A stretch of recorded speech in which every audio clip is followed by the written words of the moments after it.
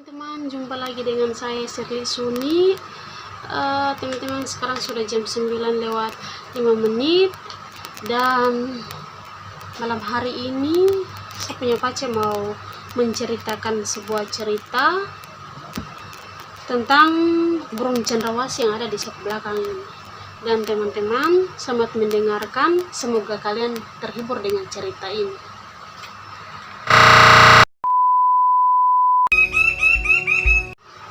Oke, bagaimana Pak Ceko, sudah siap?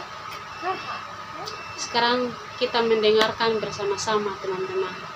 Langsung saja ke cerita. Baik, saya akan menceritakan sebuah cerita tentang burung cendrawasih. Tampak di belakang saya ada burung cendrawasih, mungkin kamera Bisa lihat, ada perahu.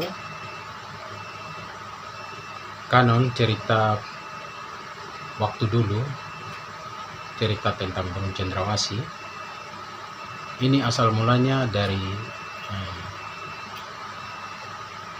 Papua Barat, ya, ini tepatnya di Kabupaten Fakfak di Pegunungan Bumberi. Ceritanya asalnya dari situ, asalnya burung cendrawasih ini dari situ,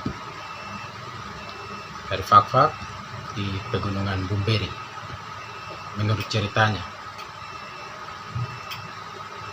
Di situ hiduplah seorang perempuan tua bersama anjing betinanya. Mereka dua hidup di pegunungan ini. Waktu yang sangat lama mereka hidup, hanya mereka berdua itu saja. Pada suatu saat mereka berdua kehabisan makanan. Perempuan tua ini bersama anjing betinanya. Lalu mereka dua ini berjalan di tengah hutan itu mencari buah. Makanan mereka berdua adalah kuskus dan buah-buahan. Kuskus itu seperti Kuskus yang khusus pohon. Kuskus pohon.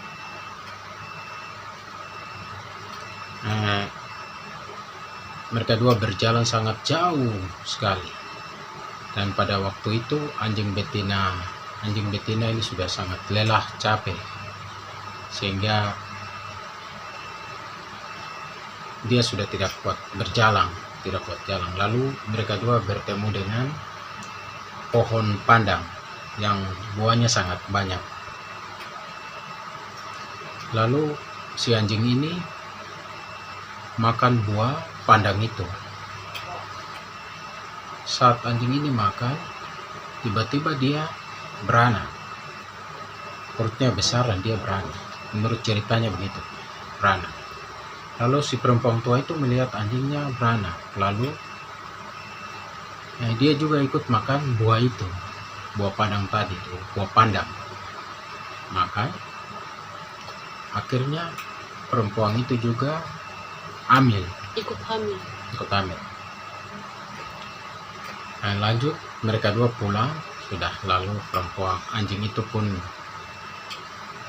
hidup bersama dengan anaknya, tetapi ibu ini juga melahirkan seorang laki-laki yang besar dan gagah.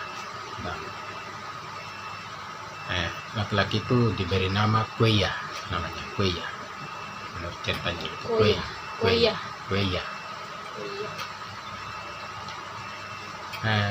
Setiap saat pemuda ini dia bekerja dan menebang pohon di hutan. Suatu saat dia bikin kumpul semua kayu-kayu itu lalu bakar.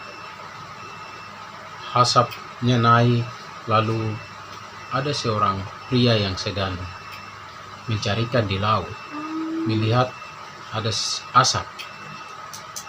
Lalu pria ini penasaran dengan asalnya asap itu, sehingga dia mencari.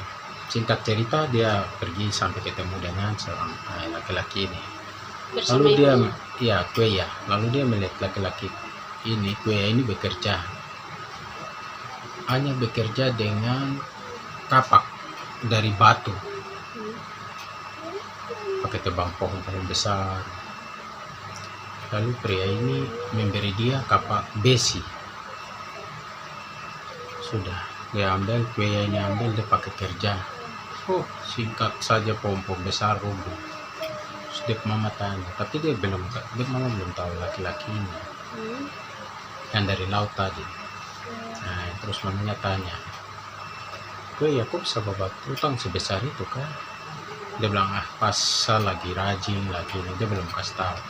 Padahal ini kapak yang laki-laki dari laut bawa, kasih dia untuk dia pakai tebang. Kapak yang dari besi. Kalau yang kueya pekerja duluan itu kapak dari batu. Kapak batu. Ya, kapak batu. Batu, kapak besi. Ya, singkat. Lalu kueya membawa laki-laki ini bertemu dengan ibunya, lalu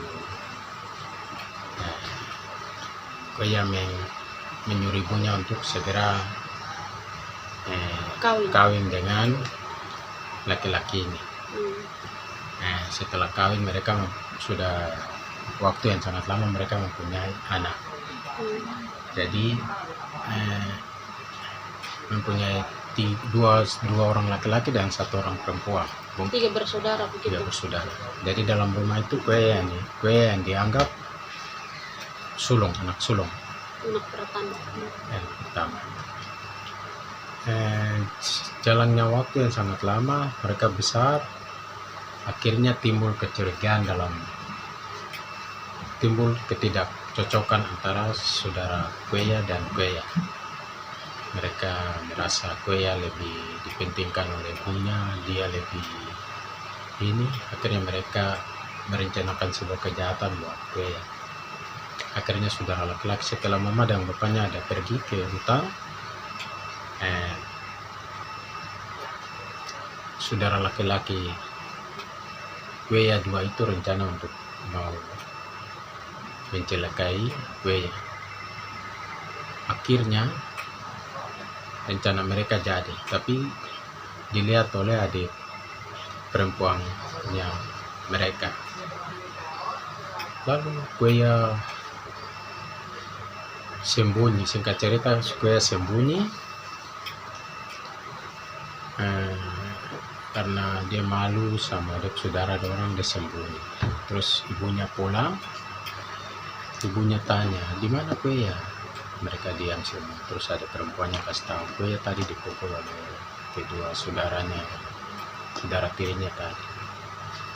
Lalu mamanya panggil dia.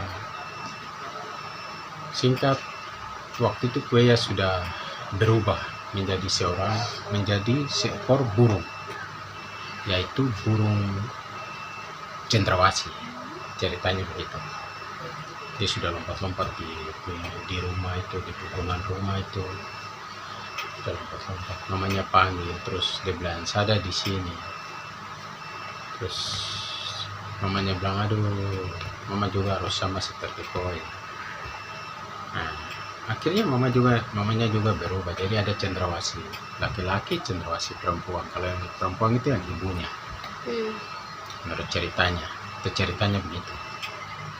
Akhirnya mamanya bersama-sama dengan dia.